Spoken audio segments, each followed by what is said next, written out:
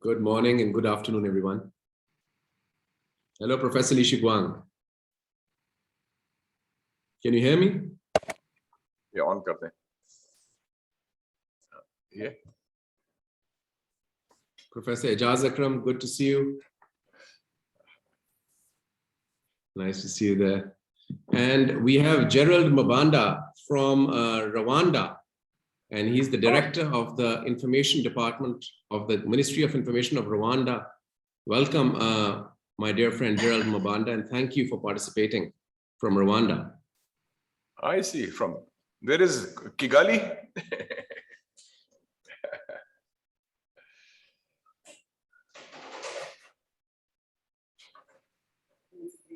Ambassador Masood Khalid, good to see you, sir. Good. Good to see you. Thank you for joining and being there. And Mr. Ayaz Wazir, good to see you, sir. Mr.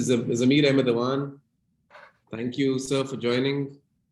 Ms. Saba Aslam, thank you for joining. Dr. Habibullah, thank you, sir. Mr. Harry, and colleagues from the Pakistan China Institute. Senator Mashad, of course. Mr. Tariq Sumer has also joined from the news. Tariq Sumer sahab, very good. We have a very diverse audience from Africa, Asia.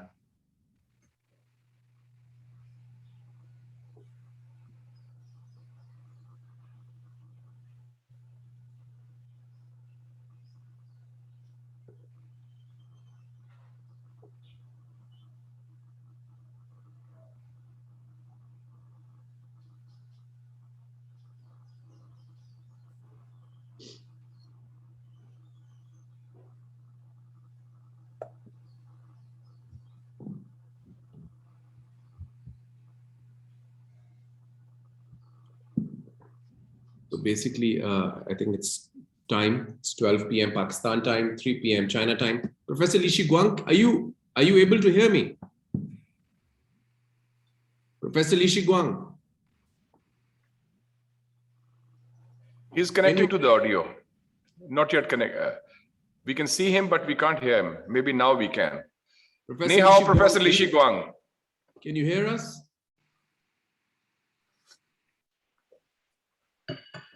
I think there's a problem. Shamaila, can you please fix that and get in touch with him?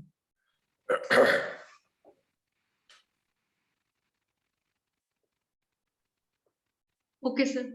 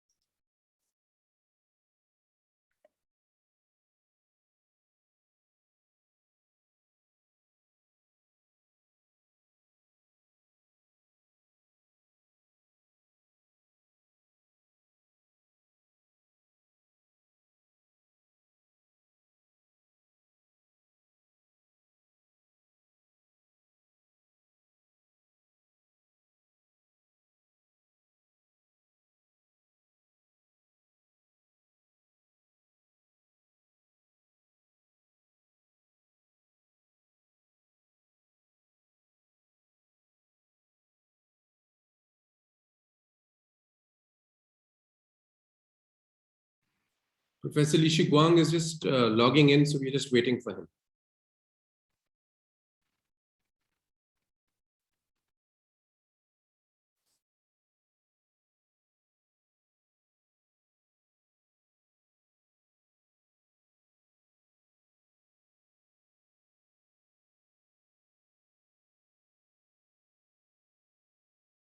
किस लोग अभी हैं online है?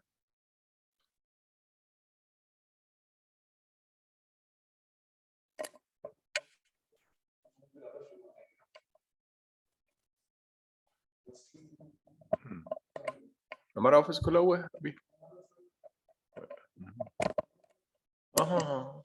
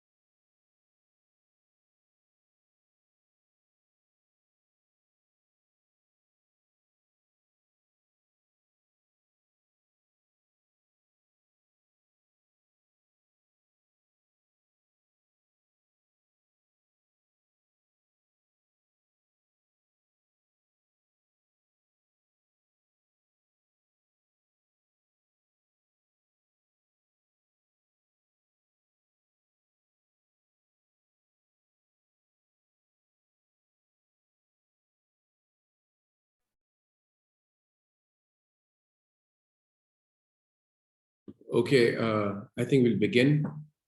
It's 12:05 p.m. and Professor Lee is just joining.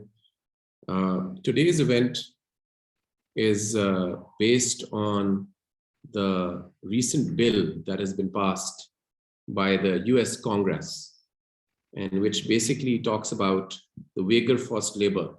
It's called the Uyghur Forced Labor Bill, and it has imposed restrictions on products, agriculture products, cotton of Xinjiang, and has also essentially sanctioned the province of Xinjiang, its officials, and what can be seen as a Xinjiang card. And we see that this bill is part of a larger pattern and continuation of other bills that we have seen in the past, in the last year, which was on Hong Kong, on Taiwan, and on other issues. And we see that these bills are part of the larger context of containing China. And the objective of having this Friends of Silk Road conclave today with different intellectuals, leaders, and academia is to discuss and debate the implications of this, not only for China, but for the rest of the world. How the selective application of human rights and lawfare can affect the developing world, and not only China, but partners of China. And we are very grateful that for this conference, we have a variety of important good speakers and also very good members of the audience. We have with us, who will be the first speaker, Dr. Ijaz Akram, who is a professor.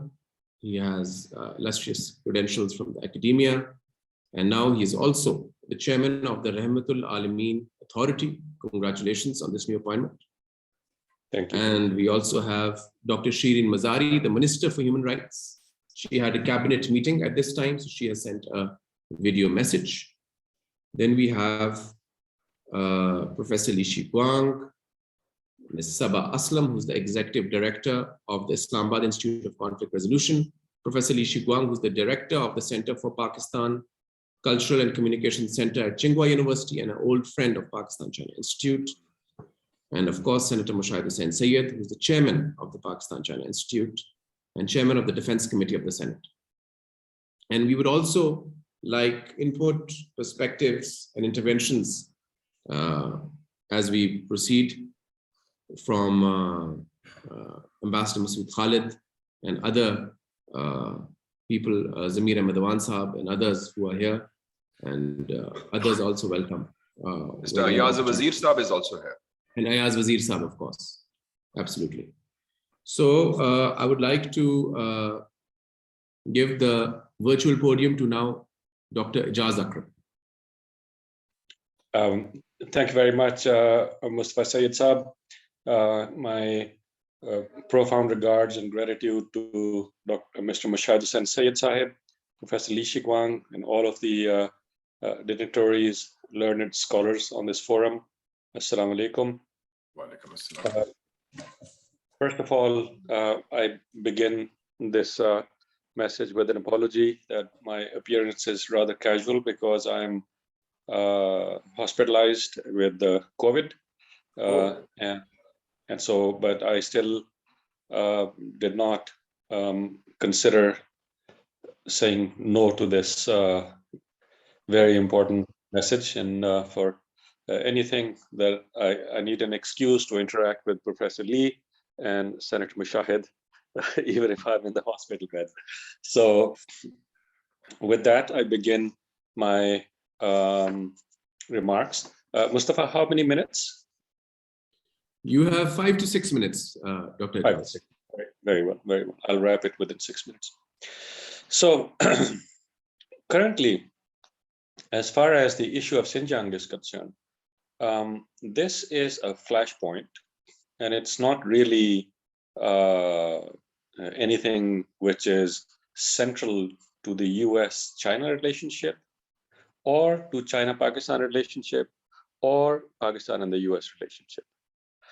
So this is an excuse, a flashpoint for a problem that is much bigger than just Xinjiang. But since the US has made it an excuse, so we can obviously rule out some of the things that the Americans say against China on the issue of Xinjiang. And I must also say that the Western groups in general have successfully rallied certain parts of the Muslim world against China on the issue of Xinjiang. And this is where the danger lies, because a vast majority of the Muslims do not understand China, let alone understand the dynamics of relationship between Beijing and Urumqi and Kashgar. So here is the nutshell, the conclusion of my talk. Modern state is a surveillance state. There are levels of surveillance. Israel has its own level of surveillance, probably the most surveilled state in the history of humanity. Similarly, in Germany and France and Canada and UK and the USA and so forth, the more advanced you are, the more means of surveillance you have at your disposal. So, and because CIA and the Western agencies have a history of creating trouble in nations to bludgeon them into submission and to get them to accept their demands, or else they will blackmail them with different types of color revolutions and different types of problems that they will create. Just what they did in Syria and in Lebanon, in Tunisia, in Egypt, and so forth. So the world is becoming gradually more and more mastering in the color revolution science, because as the humanity progresses, they also become more gullible and subject to their consciousness is subject to a lot of things that are happening in social media. And these information flows can be controlled and can be funded to create policy outcomes of their own choice. Then the states, on the other hand, because this is happening from the global authorities, then the states, the local states, have no choice but to surveil. but to do surveillance on their citizens so that they can protect them. And so those of us who have been in Xinjiang, of course, understand that even within Xinjiang, the level of surveillance is different. But China, which is one of the most advanced and capable state, is the entire state is a surveillance state. Islamabad in Pakistan has much higher level of surveillance than my village in Punjab. So it depends on your capacity, which is why Islamabad is safer than other places in Pakistan, is because of the higher level of surveillance. So now I'm not supporting the high level of surveillance, but I'm just stating it as a matter of fact that the states, the most successful states that are equipped with the technological means to surveil will use it to protect themselves, which is what China is doing in Hong Kong and in Xinjiang. So, but as far as so that can be, is our position not only as Pakistanis working with our system and the government and so forth, but Pakistanis who have had long relationship with China and who there are very few of us who actually understand China from inside. And so the in this twilight zone that Pakistan is right now between the US and China, there are certain misconceptions that the Pakistani public and our policymakers are facing. And one of the biggest misconception is that you can balance between China and the USA. And our very important quarters of our government they still believe that you can balance between an enemy and a friend, or between a frenemy and a friend. This balance will not hold ground for too long, because if Pakistan has to keep in mind, if the Pakistanis end up pissing off the Chinese political system, it will, the repair will take a long time. It took us 7 decades to build a beautiful trust between each other, not only trust, but a certain amount of affinity and love between two civilizations that transcend the nation states. Instead of taking that further, we are at the risk of spilling that entire thing. And so I think that you cannot balance between the United States and China. You have, from crusades to colonialism, an entity that has come out and often hurt you. And then you have the last 7 decades, not only just that, but throughout the history of the Silk Road, you have these two civilizations which have been, by and large, 99.9% friendly. And so we do not have 1492 on our eastern borders of Islam, but we have those on the western borders of Islam. There is a very big difference here. So therefore, I think that this whole talk of balance will cost Pakistanis very dearly. And my suggestion to my government and the state offices is to support China in its quest for truth and in its quest for protecting itself, protecting the region, and hence also protecting the globe. I think my time is up. I could keep on going for another hour, but since I promised that I will finish in 6 minutes, so I should stop and maybe wait for question and answers. Thank you. Very good.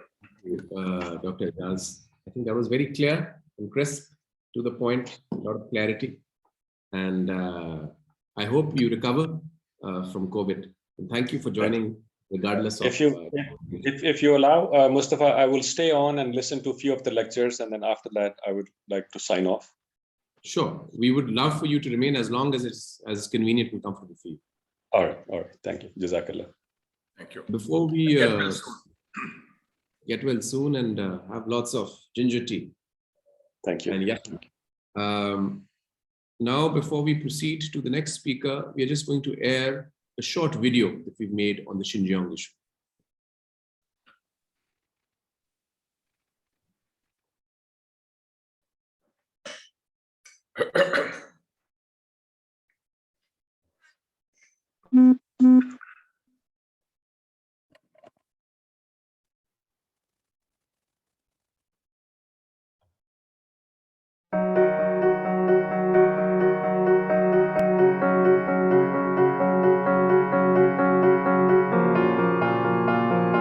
Amid U.S. moves to demonize China, President Biden signed the Uyghur Forced Labor Prevention Act into law on December 23, 2021, which is part of the broader anti-China campaign. Earlier, in October 2020, the U.S. removed the separatist and terrorist group ETIM from the terrorism bill, although the UN still has ETIM on its list of terror outfits. The United States is, I'd say, a bit neurotic about China's economic and technological successes in recent years, and I regard the U.S. as escalating these tensions in part as a reaction to China's tremendous progress. China said that the move maliciously denigrates the human rights situation in Xinjiang in disregard of facts and the truth. Moreover, China termed it gross interference in China's internal affairs, a serious violation of international law and basic norms governing international relations.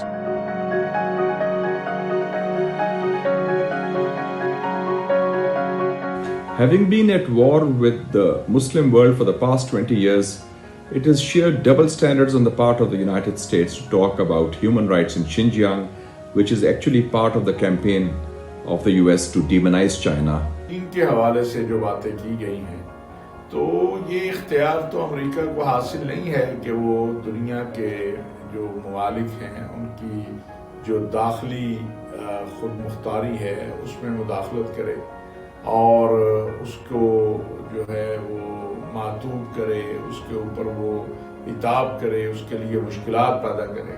चीन इस वक्त एक आलमी क़ुव्वत है, मुआशी एतबार से भी, इक़्तिसादी एतबार से भी, और फिर सक्याक के हवाले से जो अमेरिका की उसके ऊपर मैं समझता हूँ गैर ज़रूरी जो क्रिटिसिज्म है और अमेरिका की तरफ से, तो पहले तो अमेरिकनों को खुद देखना चाहिए कि वो खुद क्या कर रहे हैं।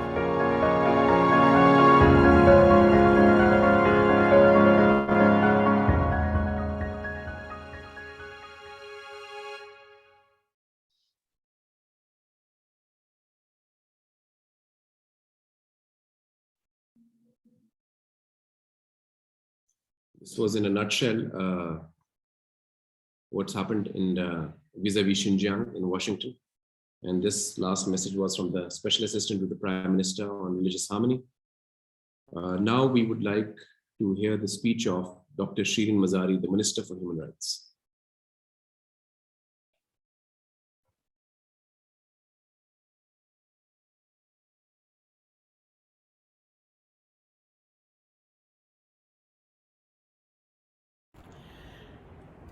Ladies and gentlemen, at a time when the world is emerging out of a COVID pandemic, which has wreaked havoc with the economies of the world, and where the logic and rationale is for greater economic cooperation internationally amongst nations, we are finding that the US is hell-bent on starting a new Cold War targeting China.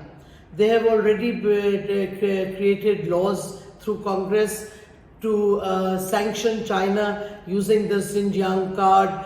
There's a Uyghur Forced Labor Bill that they have introduced, pretending that these are human rights issues. But the question is, if human rights is so critical to US foreign policy, then why is nothing being done to stop the genocide of Muslims in India and the genocide of Kashmiris by the occupation Indian forces?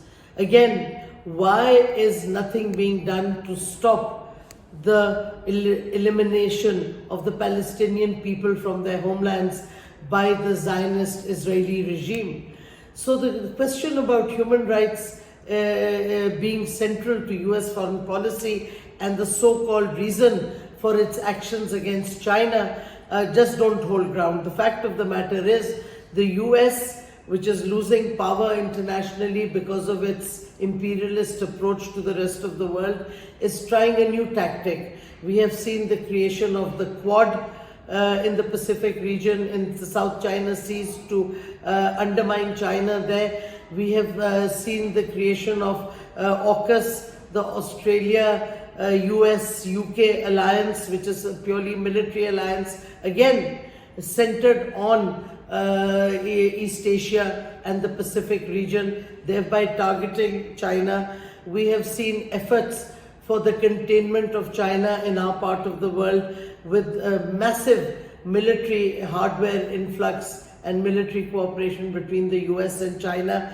again trying to target China. And of course, there's a difference in approach. The Chinese opening to the world is through economic means, through the creation of trade routes. The Silk Route is one such example, and there are many other examples. CPEC is central to that. So there is a difference of approach.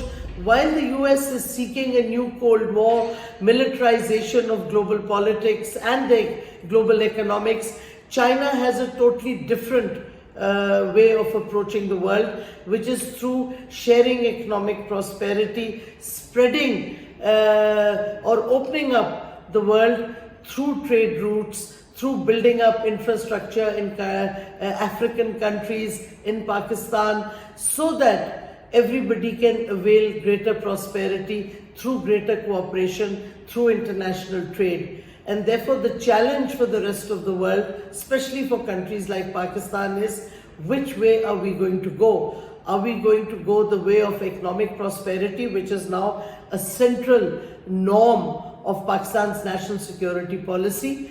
Or are we going to be sucked into this new militarization that the Americans are pushing forward? I think for many of us the answer is clear. There is only one rational route, and that is for opening up of the world to international trade, for greater economic cooperation, and that is the way to go. And therefore the Silk Route, the CPEC project, these are all means for furthering international cooperation and prosperity for all, not focusing on militarization of the world. We have seen world wars happen, we have seen the results of militarization, and Muslims especially have suffered with thousands being displaced, millions being killed after the US war on terror began after 9/11. We cannot afford to continue going down that route. Thank you very much.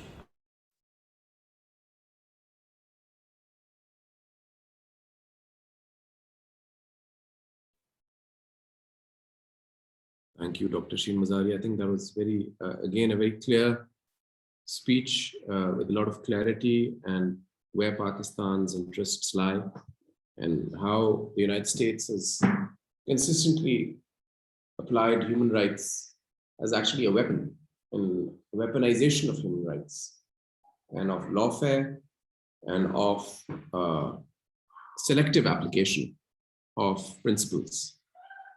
So now I would like to actually read the speech of Professor Li Shiguang on his request, because he is unable to, unfortunately, tune in because of Wi-Fi issues. 1 second, he has again entered the... Professor Lee, can you hear me? Are you able to speak, or would you like me to speak on your behalf?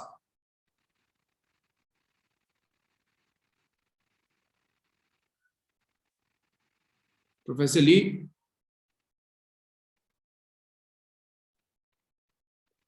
Okay, so I will read his speech on his behalf. What Samuel Huntington and Bernard Lewis feared most was that the unity of Confucianism and Islam, which could lead to the great unity of Asian people in the pre-modernity spirit of Silk Roads. The West's playing with the Xinjiang card has two goals. One is to divide and bring down China. Secondly, to undermine China's relations with Muslim countries, trying to create misunderstandings between China and its neighboring Muslim countries and along the Belt and the Road. The playing of the Xinjiang card is to make another Afghanistan.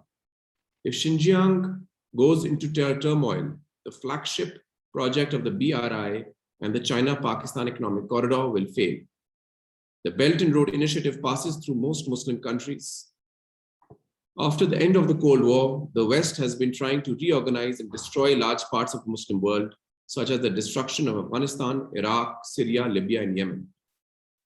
A recent example was the failed color revolution in Kazakhstan and the international sanction against the new Afghan government launched by the West.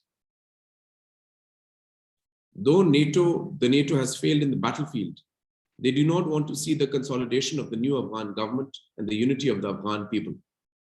They want to prolong the war in Afghanistan, making Xinjiang always living under the shadow of a terrorist war in the next door, blocking Xinjiang's opening to the outside world, and thus blocking the movement of the BRI. Since the collapse of the Soviet Union, the Western crusaders have two imagined enemies, the Muslims and the Chinese. The modern crusaders have launched wars at three fronts. The first front is the visible war against the Muslim countries with arms and missiles, such as the invasion of Iraq, Afghanistan, Libya, and Syria. The second front has been a smoke-free war, sabotaging the stability and unity of China by the weaponization of high-sounding political cliches, such as freedom, democracy, and human rights. In recent years, most Muslim countries have been joining the BRI, and a recent new member of the BRI was Syria. Facing the this is it. Thank you, Professor Lee. Unfortunately, you were not able to join us, but I'm glad that I was able to read your speech, and hopefully next time your Wi-Fi will work better and we can hear you in person. Now I would like to invite Ms. Saba Aslam, the Executive Director of the Islamabad Institute of Conflict Resolution, to give her remarks.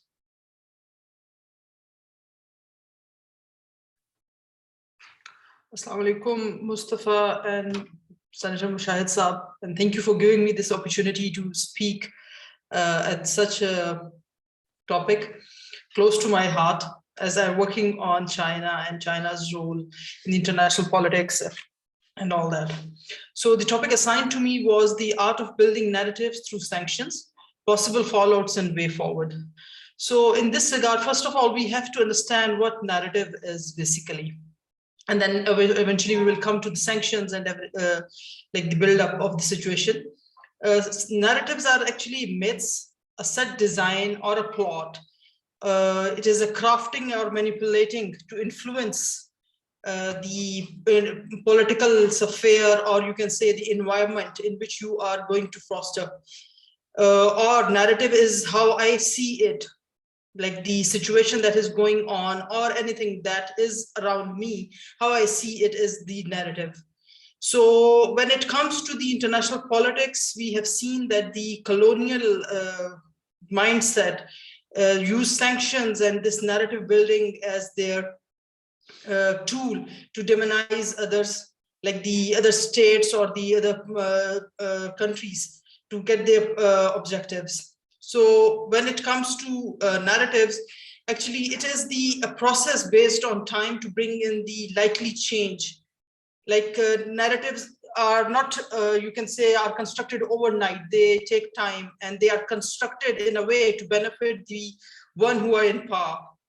So if you see into the history and if you just go through the history and see how different powerful states have been using sanctions in building this narrative to counter, or you can say to build up the likely mindset for that, they are often forget the history. Narratives are always selective, they are biased, and they are often untrue. So we have to differentiate at this very point that what path we have to take in. So as far as the sanctions are concerned, they are proactive measures and a deliberate effort of any government to withdraw or threat to withdraw the customary or the financial relationship or the bilateral relationship with the target country. Nations and international organizations use sanctions to as a tool to achieve their foreign policy tools and all that. So when it comes to America and China and the situation in Xinjiang and how America tries to be the advocate of the human rights violations and human rights everywhere, there are two modes of imposing sanctions. One is unilateral and the other is multilateral. And when it comes to the case of Pakistan, like the Chinese and the American sanction system, they always use the unilateral sanctions. They always impose unilateral sanctions because they see it as a more effective tool than the multilateral sanctions. As we know that in the case of China and US, both are the world's most powerful economies. Both are economically interdependent, and both have distinct cultural attitude towards the international politics and behaviors.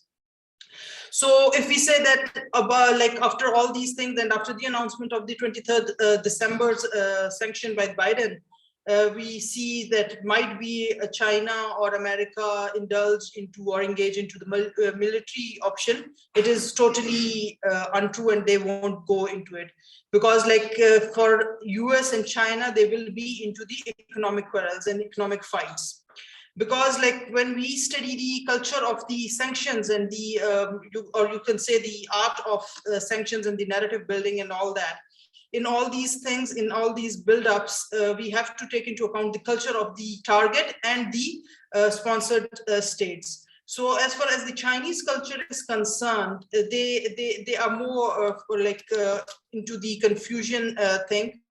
And the Confucius thing is that the philosophy has the two key pillars. One is hierarchy and the other is reciprocity. So they maintain a very good hierarchy, and there is a very good relationship between the elites and the commons. And the other thing is reciprocity. So the Chinese, they are not the conflict, you can say, acceptant states. Otherwise, they are conflict averse state. So they won't indulge into any military conflict or any open conflict with the Americans. But the thing is this, that the Americans, the way they are playing into the international arena, and they are maligning China for the Xinjiang and the Uyghurs human rights violation, they are doing all these things. So like when it comes to the recommendations or the fallouts of this, America's unilateral policy, unilateral sanctions on the Xinjiang thing won't work because as far as the threat is concerned, you can only get your desired results as far as the sanctions are used as threats. But when you impose it, because like when we study into all these things, there is a different difference between threat stage and imposition stage. Once you are in threat state, you can force the target state to go accordingly your wills and your desires. But once it is in the imposition state, you can't do anything, because like then the target state is very much, you can say, in the mode to embrace the impact of that sanctions. So as far as China is concerned, they are very much immune to this now, because like China is not a small state or not a third world country, and they are like having the most of the economic, you can say, holds of the world. So I'm sorry. So as far as Chinese are concerned, they won't get harmed by these American statements or the sanctions behavior or the narrative building by the Americans on that, because like they know what they have to do with it. Secondly, the concept of when we study the sanctions and the narrative building thing, because narrative is the art of cultural attitude and norms. So as I told you that the Chinese, they are not in the, they do not have the culture of all these militarily conflicts in all these like recent history. They have been diverting from the world, from the military, you can say, engagements and all that. So when it comes to their own homeland, they will be working as one unit, and they will be doing anything that can be productive and beneficial for their state. And I don't think so that Americans, by doing all these things, can get their desired result, because like the Chinese, they are very much intact, and they are very much, you can say, the commons or the people, the Chinese public, they are very much pro their elites. So there is no point that they can deviate from that point, and they can build up, or they can go with that pressure that America want to build up. And as far as the other states are concerned, the connecting states, or you can say the friendly states, as far as Pakistan is concerned, I guess like we have to stand by China on this bigger issue. And we have seen that China have been helping us, and China has been with us with every tough and thick and thin. So we have to be, we have to be with Chinese on that. So this is all that, like when we start up the sanctions thing, we build up the things with the narrative things. So we have to work on that. And China, for America, it is not the first time that America is maligning or you can say working on all these lines. But as far as China is concerned, they have to come up with some very proactive measures to debunk this by like propagating more and more through videos and through literature and research articles and all everything. Because when there is a gap between in the research, then they comes up with more confusions and all that. So once the Chinese can cater this research gap and fill in the lacunas as far as they are concerned, the American sections are concerned, they will obviously get the maximum international support and everything. Thank you so much. And due to my bad throat, I can't speak more, and I hope that I have addressed the topic and I did just with the topic. Thank you so much. Thank you, Ms. Sabah Aslam, and I hope your cough gets better. And I think you made some good points. And I think one of your key points is that, which you made at the end, that China has been supporting Pakistan's core interests in Xinjiang is a very vital part of China, and also part of the Western corridor of CPEC, and Gwadar is the outlet for Xinjiang to outside markets. And so Xinjiang is not only vital for China, but also for Pakistan. And Pakistan has been and continues to support China on this very important core national interest. Good news is that Professor Li Shiguang has now switched to his wife's laptop. Congratulations. And we look forward to his remarks in person as well. Professor Li Shiguang. Assalamu alaikum. Can you hear me? Yes, we can hear you loud and clear. Okay. Did Mustafa read my speech earlier or not? Yes, I did. Not really. We want to hear you in person. You can okay. Okay, I will read it. It's about 1,000 English word. It will not be long, okay? That's fine. Okay. What Samuel Huntington and Bernard Lewis feared most was the unity of Confucianism and Islam, which could lead to the greater unity of Asian people in the pre-modernity spirit of Silk Road. The West, playing with Xinjiang card, has two goals. One is to divide and bring down China. Secondly, to undermine China's relation with Muslim countries, trying to create a misunderstanding between China and its neighboring Muslim country and the country along Belt and Road. The playing of Xinjiang card is to make Xinjiang another Afghanistan. If Xinjiang becomes turmoil, the flagship of Belt and Road, CPEC, will fail. The Belt and Road Initiative passes through most Muslim countries. After the end of the Cold War, the West has been trying to reorganize and destroy large parts of the Muslim world, such as the destruction of Afghanistan, Iraq, Syria, Libya, and Yemen. A recent example was the failed color revolution in Kazakhstan and the international sanction against the new Afghanistan launched by the West.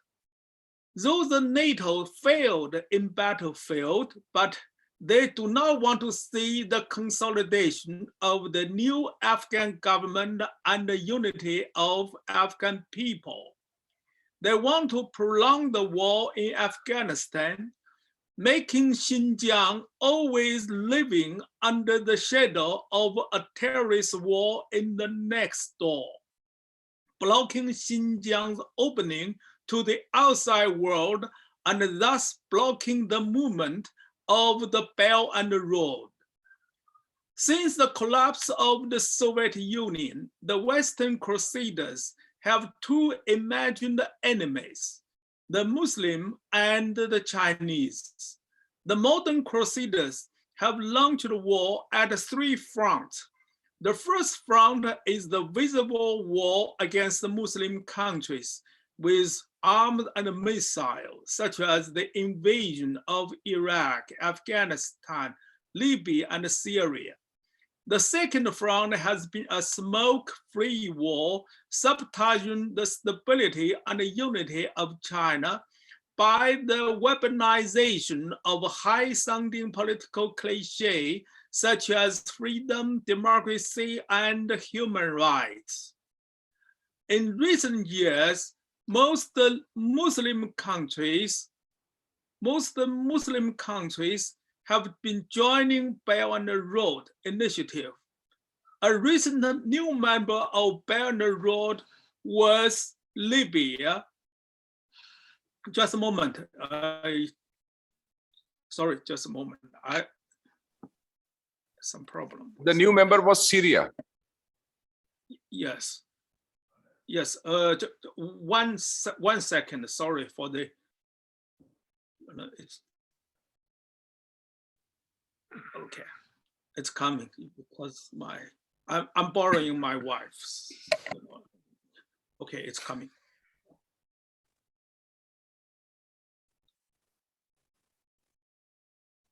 In recent years, okay, that's been read.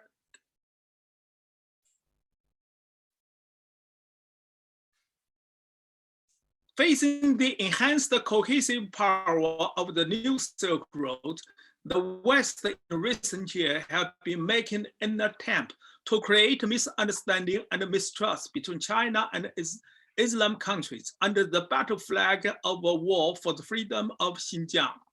China's Xinjiang Uyghur Autonomous Region is the heartland of Belt and Road Initiative, bridging China with South Asia, West Asia, Central Asia, and Russia. Xinjiang is the starting point of CPEC. The flagship of the Belt and Road, it has been widely acknowledged that CPEC will be a game changer, reconnecting the Asian Silk Road, which have been disconnected by the Western imperialism, and making China again a Central Asian country like in the Tang Dynasty, instead of being a Pacific-oriented East Asian country. With the empathy talk, the politicians and the media in the West are talking noisily about boycotting Xinjiang cotton and the Afghanistan new government. The hardworking Chinese engineers and workers have completed the construction of a large airport and a futuristic terminal building at Tashkurgan in the triangle area where China, Pakistan, and Afghanistan borders and the Asian Silk Road meet. 3 weeks ago, the first aircraft landed at Tashkurgan Hongirabo Airport. Tashkurgan Hongirabo Airport, also known as Wuhan Corridor Airport. It will be a strategically important base for the ambitious One Belt and Road vision. 10 kilometers south of the airport is the village of Darfur, near Wuhan Corridor. Darfur in Wuhan language means gateway. Surrounded by the Hindu Kush Mountain, Karakoram Mountain, and the Pamir Mountain at an altitude of 300 and 200 meters, the airport has built a 3,800 meter runway and will receive 160,000 passengers and 1,900 takeoff and landing every year. After entering 2022, the happiest thing I heard was a piece of news I read last week from the Kashgar Government Information Network that Tashkurgan Hongirabo Airport will be officially put into use in May this year, that is 3 months from now. After the Wuhan Airport is put into operation, the airport will become the westernmost airport in China and the nearest airport to Pakistan and Afghanistan.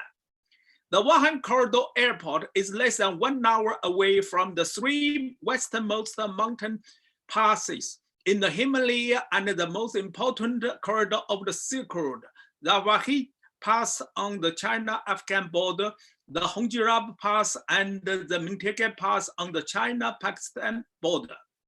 If a circle is drawn around the Wuhan Corridor Airport, the airport is at the center, connecting the surrounding capitals of Pakistan, Afghanistan, Tajikistan, Iran, Uzbekistan, Kyrgyzstan, Khotan area of Xinjiang, Ali area of Tibet, as well as the nearby India-occupied Ladakh and Kashmir.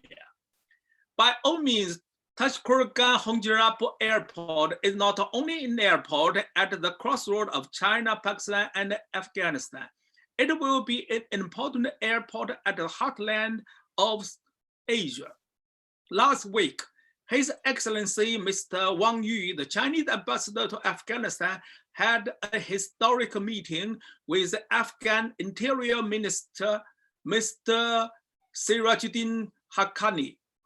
The meeting and the expected good relation between China and Afghanistan will bring stability, security, peace to Xinjiang and Afghanistan. Both are the heartland of the Silk Road.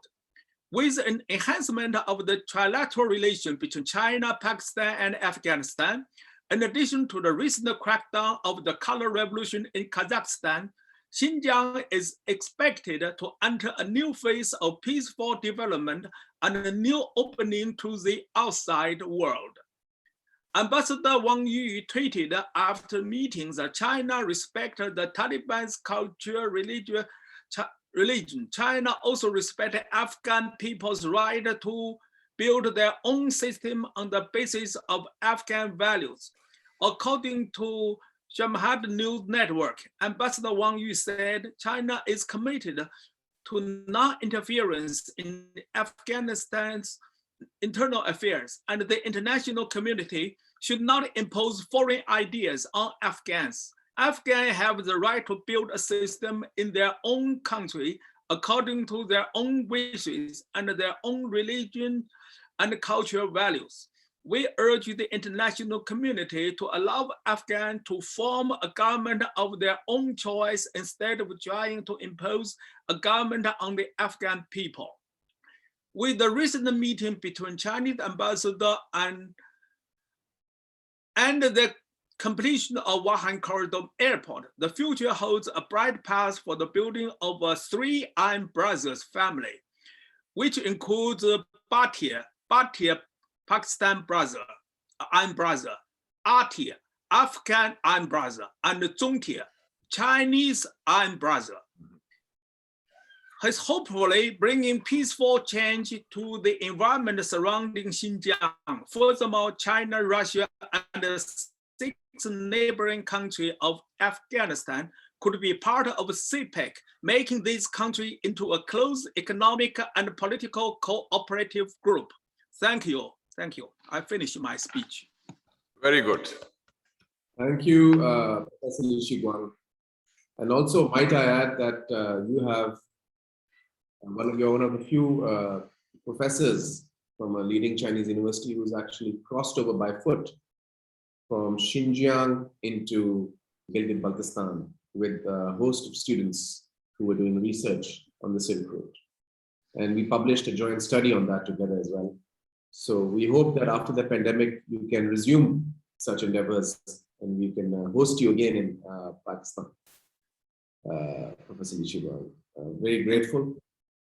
And now I would like to invite Senator Moshahid Hussain, Chairman of the Pakistan-China Institute, including remarks. And after that, we would like that people like Ambassador Masood Khalid, Ambassador Mana is also here, Gerald Mabanda from Rwanda, Mr. Ayaz Wazir or Mr. Zamir Akram, or anyone else for that matter would like to say anything, please, we would be very happy to have a sort of interactive session after Senator Moshahid Hussain's speech.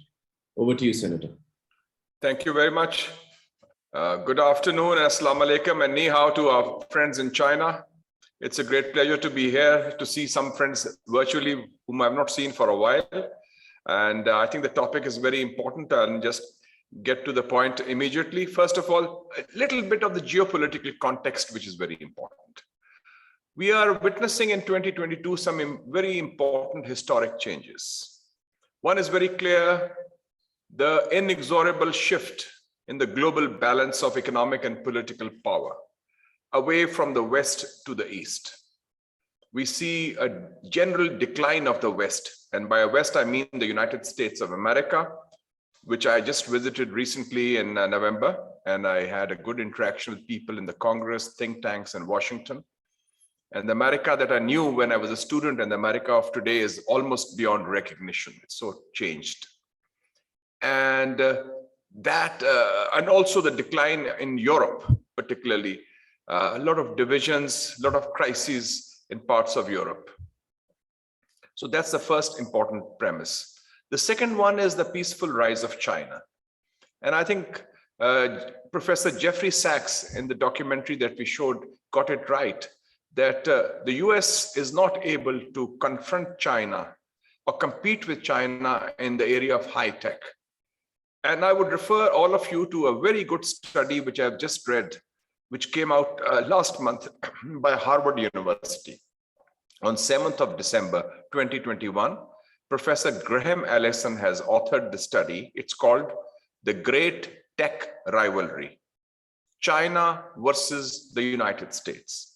And he says in that study, it's 52 pages, it's on the internet, China has displaced the US as the world's biggest high-tech manufacturer. And he cites some figures. 1.5 billion cell phones produced by China in 2020, 250 million computers, 25 million automobiles.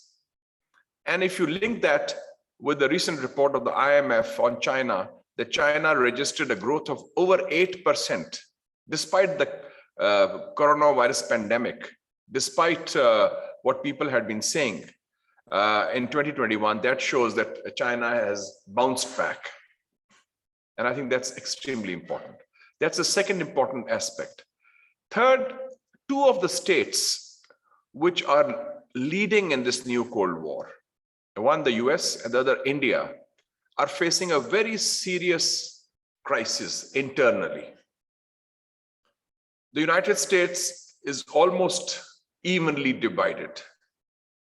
It's almost a political civil war between the Democrats and the Republicans.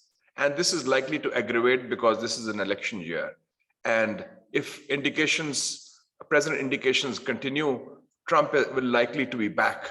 First, the Republicans this year will capture the Congress, and then Trump in 24, if present indications hold.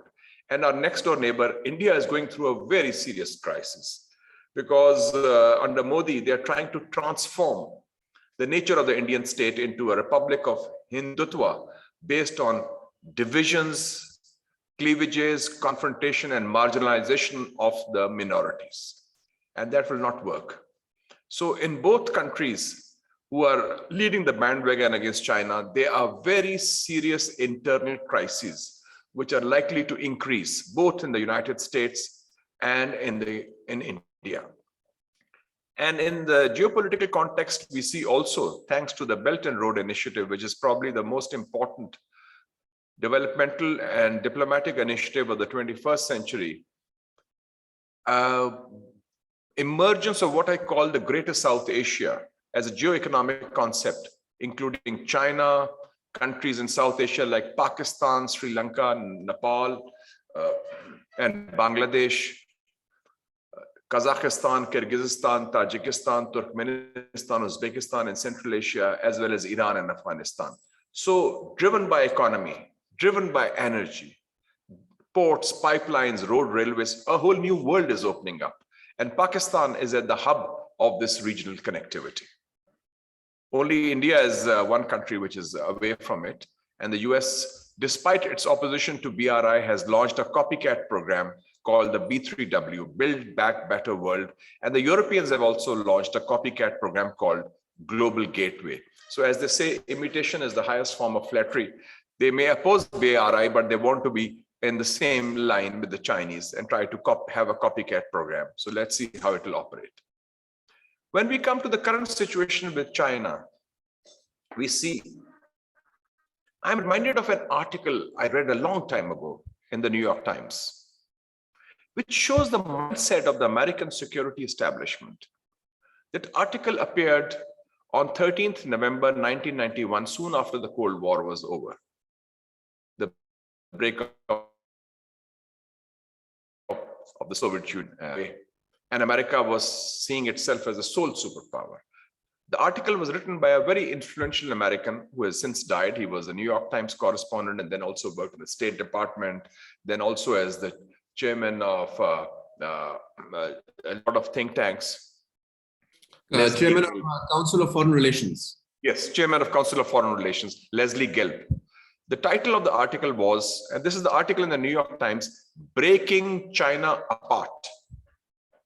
This was the title of an op-ed in the New York Times by Leslie Gelb, the chairman of the Council of Foreign Relations, Breaking China Apart. And it said that the US might encourage separatism against China, and US may take extraordinary measures to kindling separatism to stop China if China does not fall in line, quote unquote. 13th of November, 1991. So I think that that kind of vision, that kind of mindset of the so-called sole superpower is in operation now when it comes to Xinjiang. I call it the 3Ds approach. First, you demonize a country.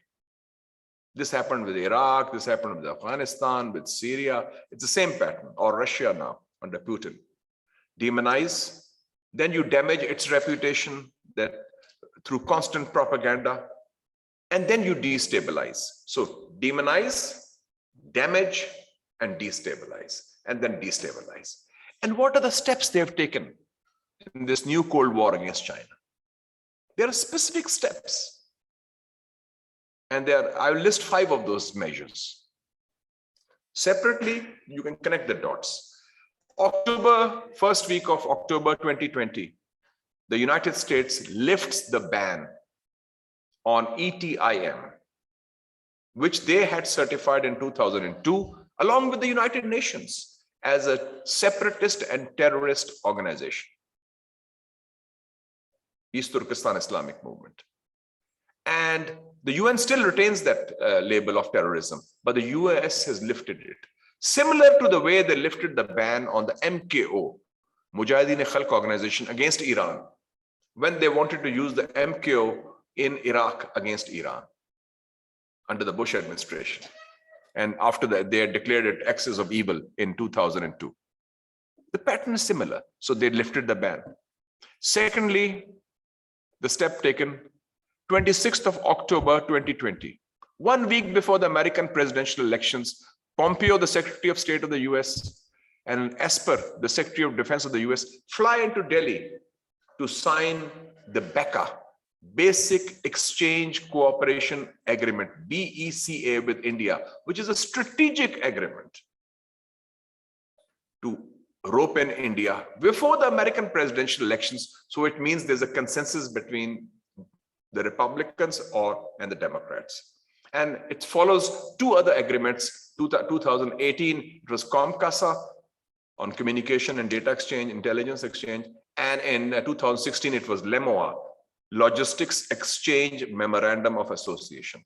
And at the same time, in 2018, the Americans renamed the Asia Pacific Command as the Indo-Pacific Command. When Admiral Harris, the Commander-in-Chief, said, from Hollywood to Bollywood, we will have cooperation. And then they announced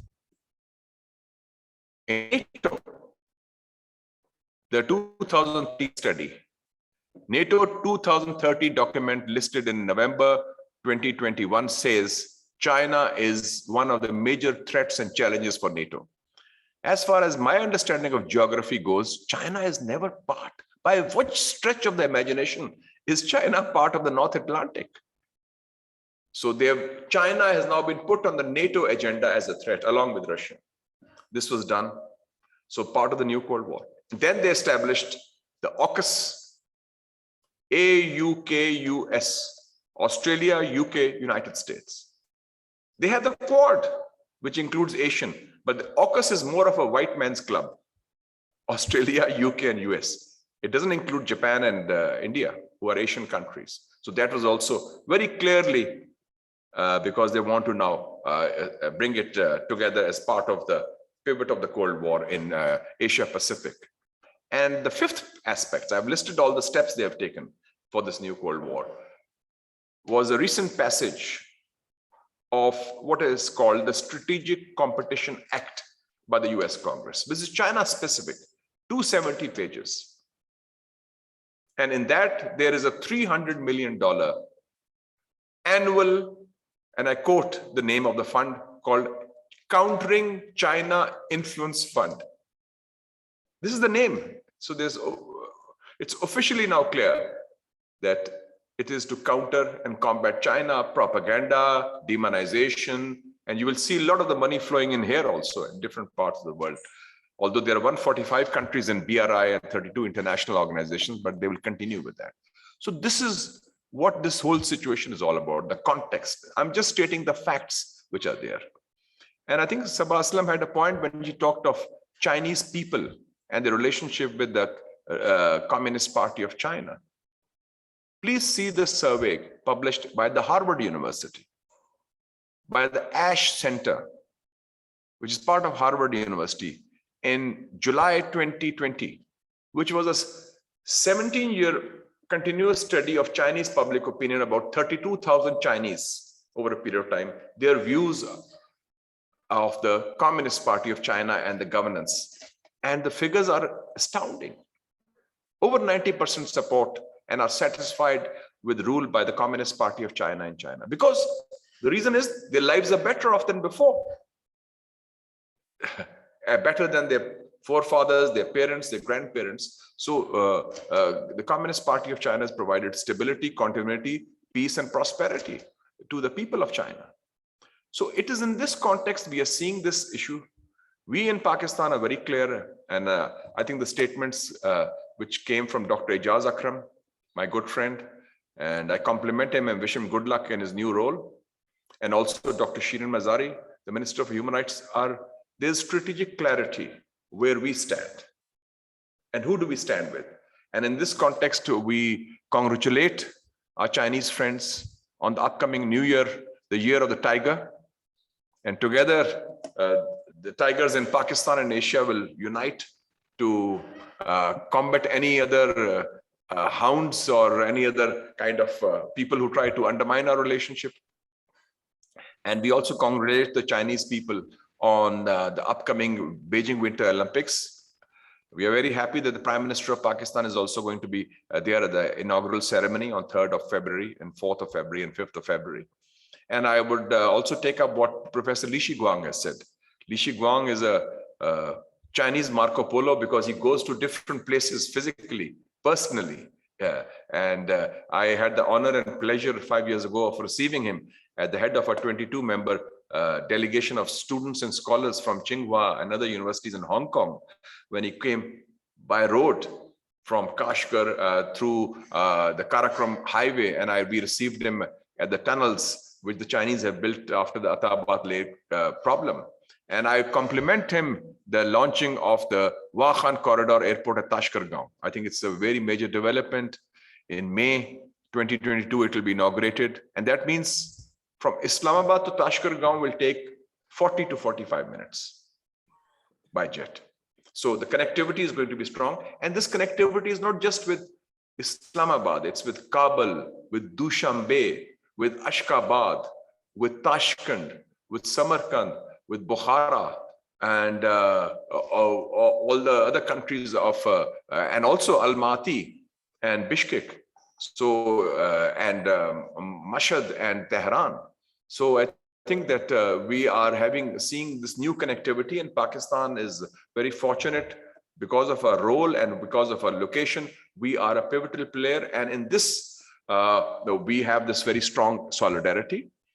China has been facing problems like any other countries. Xinjiang has been a problem. Tibet, you can already see the separatist movement has its headquarters in India, in Dharamshala, led by the Dalai Lama. Hong Kong also, when Hong Kong unrest started, it was very interesting to see Chinese protests being shown on Indian television because the Indian television teams flew to Hong Kong as if on cue to disseminate those things. And I remember 5-6 years ago when I used to go to Xinjiang, it was a state of siege almost, because there were 2-3 acts of terrorism every fortnight, every month or so.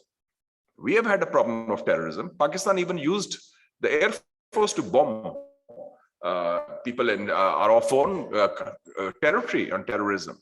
So China is handling its issue, and it has restored peace without resorting to the such violence which we have seen in other countries. But obviously, as Professor Li Shiguang says, there are attempts now to make it into what happened in Syria, Libya, Afghanistan, and other places in the Muslim world. And of course, China will not allow that, and no other country can allow that. And you can see what happened in Kazakhstan also, that there was this intervention because they realized that there was, after Afghanistan, then there could be more instability in the region. So we in Pakistan value our strong friendship and solidarity with China. We support China on its core interests, be it Xinjiang, be it Taiwan, be it Tibet, be it Hong Kong, be it the South China Sea, and be it the Belt and Road Initiative. And we feel that this region, after 42 years of war in Afghanistan, can not return to any kind of a new war, whether hot or cold. And we reject this notion of a new Cold War, or this mindset, which is aimed at cleavages, conflict, and confrontation. So wishing you all a happy new year. Please stay safe from the Omicron virus, which is spread like wildfire even in Pakistan. And of course, China has had success in that with the zero COVID approach.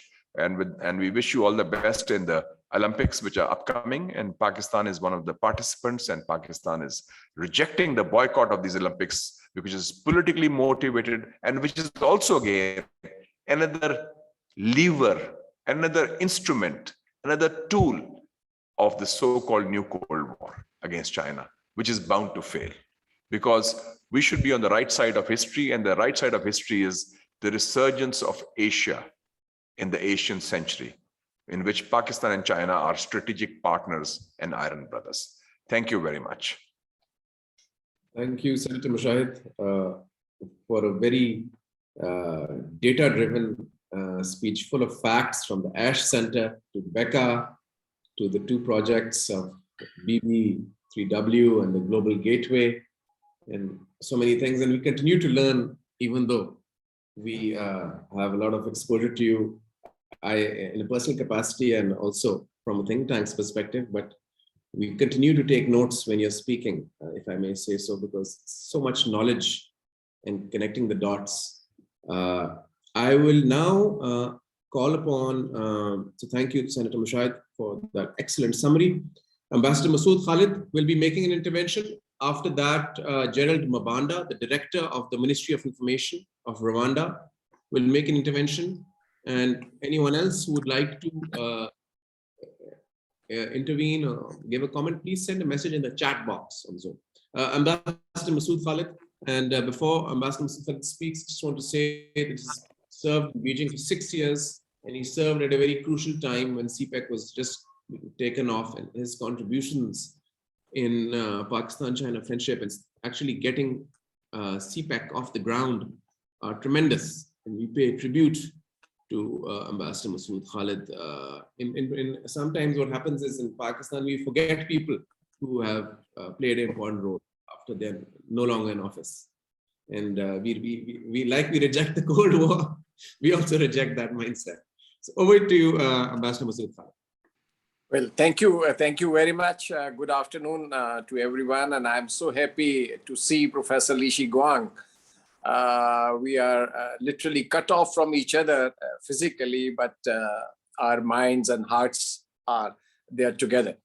Now, a very comprehensive and a very informed discussion has taken place. Very valuable comments have been made, and especially the last one by Senator Mushahid Hussain. I think this comprehensive overview, which he gave in about 12 minutes or so, giving data and figures and referring to studies and recalling the 1991, I think, study by the chairman of the council, and an article in the New York Times. I think it was very useful for all of us. Now I'll make some brief comments, and so I don't want to encroach upon the time, which is available.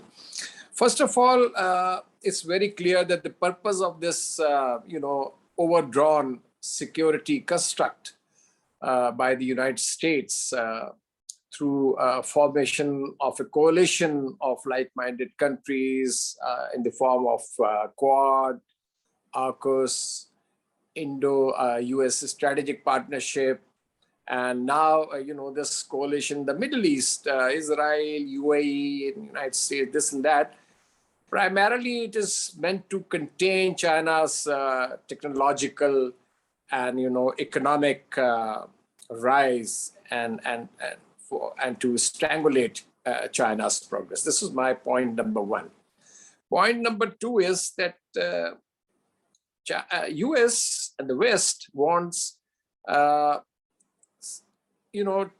unleash a kind of a domino effect in those regions of China, in those provinces of China, which are perceived as vulnerable.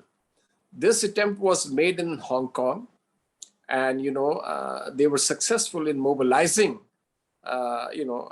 quite a massive sort of outpouring, but it was engineered, it was inspired, but the Chinese government came forward and has controlled the situation there more or less. Now they are trying the same thing in Xinjiang, and then perhaps next will be Tibet, because as you would recall, when Secretary of State Blinken visited India a couple of months ago, he did meet the Tibetan dissidents there. So one should see these developments in a larger context. That kind of a domino effect is trying to be engineered and triggered in China so that China's stability is undermined. And I would not like to dilate more or explain more how important Xinjiang is. I think previous speakers have very eloquently articulated that point of view.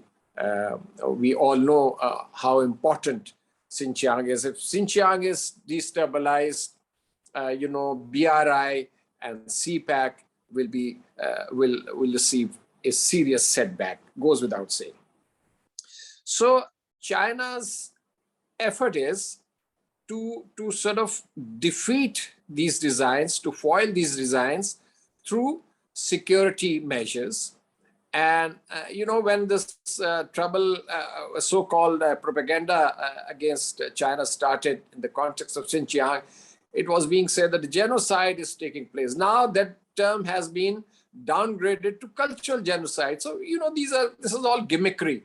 And the attempts which are being made to really create problems for China on all fronts, I would say. Internal front and externally also, China is trying to be encircled. Now, China's current standoff with India should also be seen in that larger context, that China wants to consolidate its position in these sensitive and vulnerable regions like Tibet, Xinjiang, and of course in Hong Kong. So through military means, through security measures, and sort of creating some kind of new facts on ground, so that India, for instance, is not able to undermine China's strategic and military interest in Tibet and Xinjiang. So this point also needs to be borne in mind. I agree with the point. I think it was Professor Lishi Guang, I think, made this point that basically the purpose of this bill and similar other measures, coercive measures by United States, is to divide China and to create misgivings between China and the Muslim world. So I think this is important to keep in mind, that these attempts will continue. And Senator Mushaid Hussain also referred to this endowment, $300 million endowment, which has been created to step up propaganda against China. But here, I would like to recall an article by Tom Friedman in the New York Times also, I think way back in early 90s, he had predicted the collapse of China. And later on, a few years ago, he admitted himself that that was a wrong theory. That was a wrong, guess and anticipation. And he said that China is moving ahead and my theory was wrong. So my point is that those who are, dreaming or who desire China's collapse, I think they will fail. And these attempts by the United States, against China will also fritter out. I don't think they will backfire because there is no traction for this. 145 countries in BRI, they want their interest promoted through collaboration between China and them. So they do not want, even ASEAN countries are not prepared to choose sides. Even European countries are not prepared to choose sides between United States and China. So this is the picture which should be kept in mind. In Pakistan, while we take pride, on our relations with China, time-tested friendship, and China has always come forward to help Pakistan whenever we have faced problems, and vice versa. Pakistan also supports China on its vital issues, on its core interest. But I think there are certain elements in Pakistan who are, I think, being supported by the powers, by the external powers, to indulge in this anti-China kind of, in promoting anti-China sentiment. And this is sometimes deliberate and sometimes based on misinformation or half-baked information. And, they buy these theories about the China threat, about China debt, and this and that. Of course, they are not knowledgeable on the facts fully. So my point is that we have to guard against such elements who now and again will try their best to create an environment where some misgivings are created in this vital relationship between Pakistan and China. But I am confident that this relationship is so resilient and is strong, and is so sure-footed that we will collectively and jointly foil all these nefarious designs. Thank you very much. I'll stop there. Thank you, Ambassador Masood Khalid. I think excellent points, and I think you've also given a great context from India to what's happening in Pakistan and proxies and the momentum which is being built for this Cold War that we've been talking about. Now, I'd like to pass the virtual podium to Mr. Gerald Mubanda from the Ministry of Information. He's a director in Rwanda, which is also part and parcel of the Belt and Road Initiative and has some of the successful BRI projects in Africa, actually. And Gerald was at the Peking University, and Gerald and I have had the pleasure of being students at the Peking University as well. He's a good person, friend. Such a pleasure to see you on Zoom. Over to you, Gerald. Yeah. Thank you, my brother. I'm glad to see you, and thank you for inviting me. I'm glad to see Shaneta. I think we last saw each other in China. I'm really glad to follow and get the great ideas from this discussion. And I agree with all presenters really that what the US is doing about Xinjiang, it's all about counteracting the China rise. If you look at the history of the US, I think there is no country in the world that has committed gross human rights against the people of their countries like the US has done.